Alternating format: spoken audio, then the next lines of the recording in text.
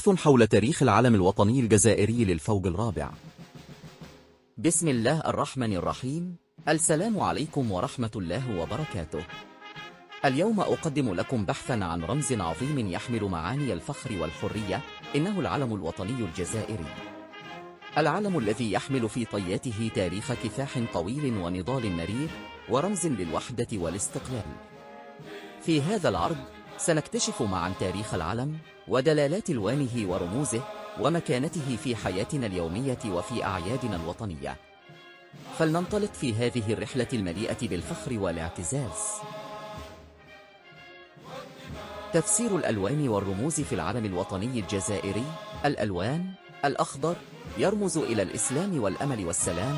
اللون الأخضر يحمل دلالة دينية وثقافية مرتبطة بتاريخ الجزائر الإسلامي ويعكس ارتباط الشعب الجزائري بدينه وهويته. الأبيض يرمز إلى السلام والنقاء. اختيار اللون الأبيض يدل على رغبة الشعب الجزائري في العيش بسلام وطمأنينة بعد عقود من النضال من أجل الاستقلال. الأحمر يرمز إلى دماء الشهداء وتضحياتهم في سبيل حرية الجزائر. الأحمر يعبر عن الروح النضالية القوية والوفاء للدماء التي سالت لتحرير الوطن من الاستعمار. الرموز: الهلال يمثل الإسلام، حيث يرتبط الهلال بالثقافة والتقاليد الإسلامية، وهو رمز مهم يعكس ديانة أغلب الشعب الجزائري. النجمة الخماسية ترمز إلى المبادئ الخمسة للإسلام: الشهادتان، الصلاة، الزكاة، الصوم والحج.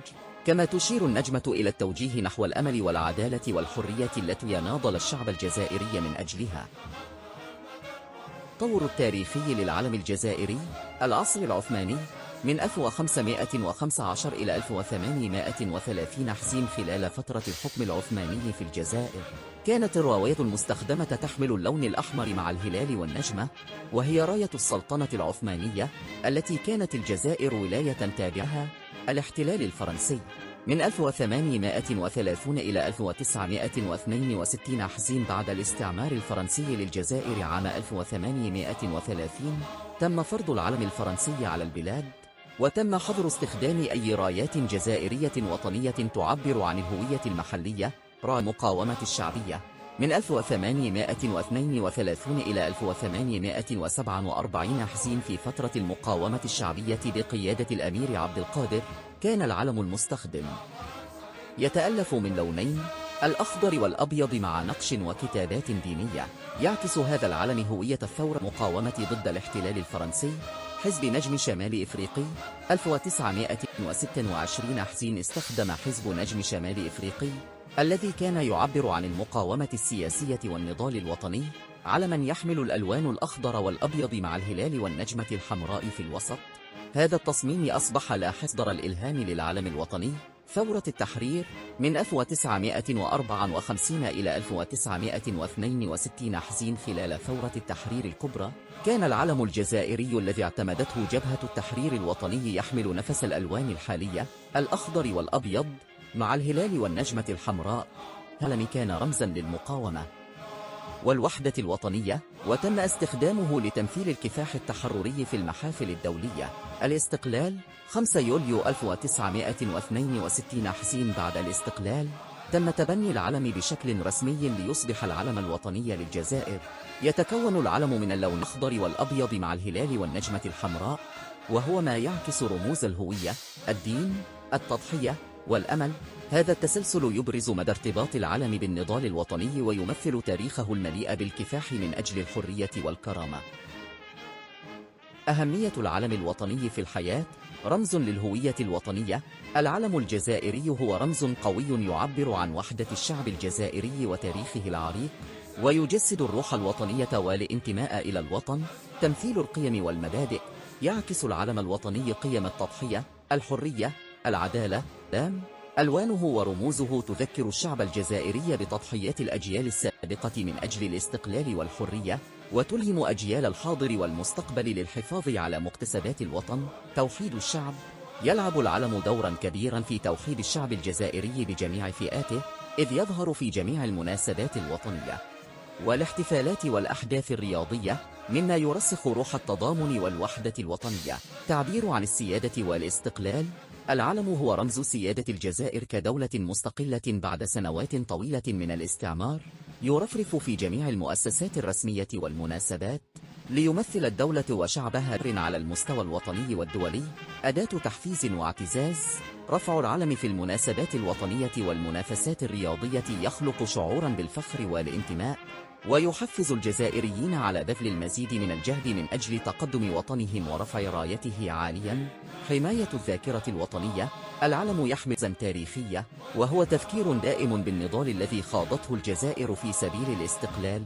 هذه الرمزية تساهم في ترسيخ التاريخ المشترك وحماية ذاكرة الشعب. الرمزية في المناسبات الرسمية. في الاحتفالات والأعياد الوطنية يعتبر العلم جزءا من المراسم الرسمية والإحتات، يرفع عاليا في الساحات العامة، مما يعكس ارتباطه الوثيق بمشاعر الشعب وقيمته في حياة الجزائريين. بهذه الأبعاد يصبح العلم الوطني الجزائري رمزا جامعا ومصدر فخر وإلهام لشعبه. 5. قوانين احترام العلم. يحظى العلم الوطني بتقدير كبير في الجزائر، وهناك قوانين صارمة تحدد كيفية استخدامه وحمايته من الإهانة أو التحقير. إهانة العلم أو التقليل من قيمته يعتبر جريمة قد يعاقب عليها القانون. أصل العلم وصانعه. ينسب التصميم الحديث للعلم الجزائري إلى عدة رموز من حركة التحرير الوطني، وكان القائد الوطني صالح الحج، الذي يعتبر أحد أوائل قادة الحركة الوطنية الجزائرية في القرن العشرين، قد قدم نسخة من العلم تحتوي على الألوان ذاتها، الأخضر والأبيض، الهلال والنجمة، في ثلاثينيات القرن الماضي.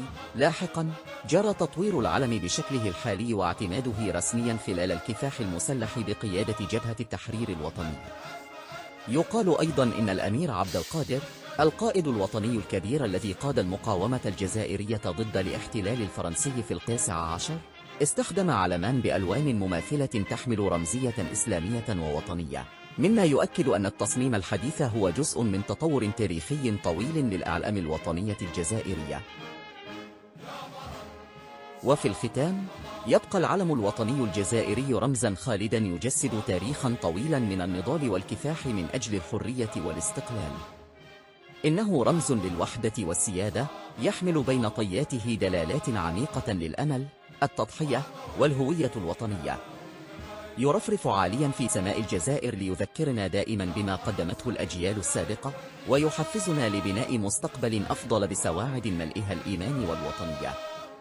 لنحترم علمنا ونحافظ عليه، فهو ليس مجرد قطعة قماش، بل هو رمز يحيي في قلوبنا الفخر والانتماء.